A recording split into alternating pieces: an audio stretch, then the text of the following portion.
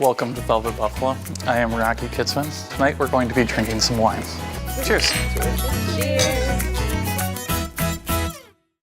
So first up, we're going to do a Bordeaux. So what we're covering tonight is Cabernet in general, Sauvignon. In France, they have Bordeaux, which is their major growing region for Cabernet Sauvignon. Then after this, we're going to go to POV, which is a Bordeaux-style blend. So they blend their grapes over in France, unlike in California, where they tend to typically go a little bit heavier in the Cabernet.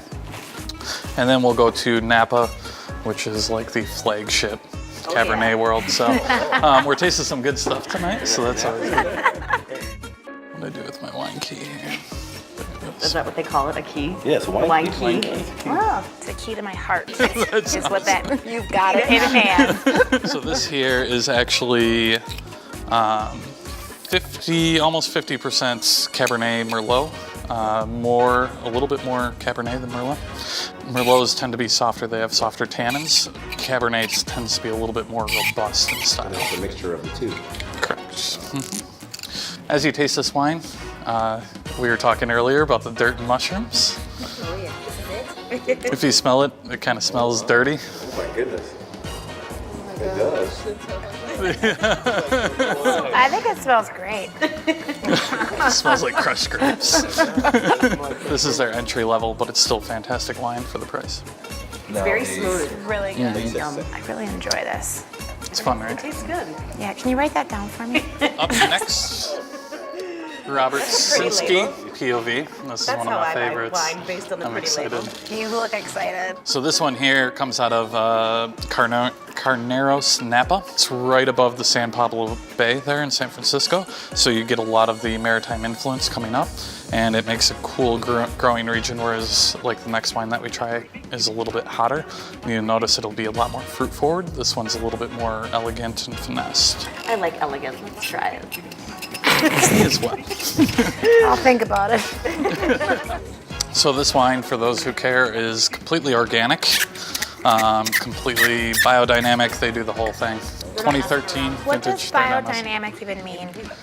Biodynamic is a little bit different than organic in the fact that biodynamic wines, they plant little pots next to the vines and then they wait for the moon to come up in the sun before they harvest, and the way they do everything in the vineyard is all about how the stars align, how everything. Wow. Wow. It's more of like astrology meets like Did you organic know farming. tonight's a full moon, so I feel like this is super It's the biodynamic. perfect time to do it.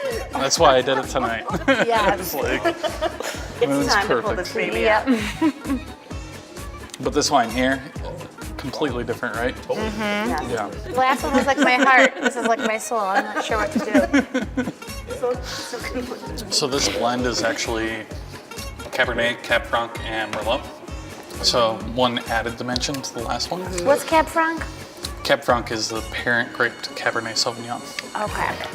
So throughout the years, we've like had millions of different grapes come from, but Cab Franc is like the original. It's a granddaddy. That's the granddaddy.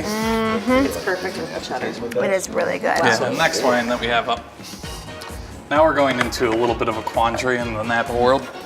Stags and stags. One hand side, you have Stag's Leap Wine Cellars, and on the other hand, you have Stag's Leap Winery. So needless to say, they went back and forth, which supposedly this was founded in 1800s, this was early 1900s. So they're like, we're the oldest, and they're like, well, we're the best.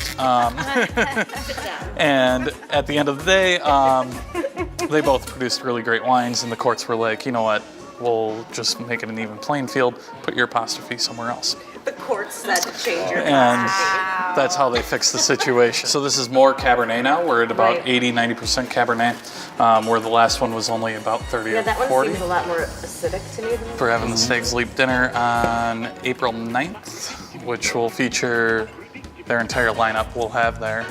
Or we should have most of their lineup there, which will be 5 to 6 courses. that sounds terrible. I'm excited. Rooftop, Oh yeah. so you got the best views, one of the We'll best be there. wines. Can't go wrong with that. It's really good. Thank you all for coming out tonight. I hope you all had a good time, and cheers. Cheers.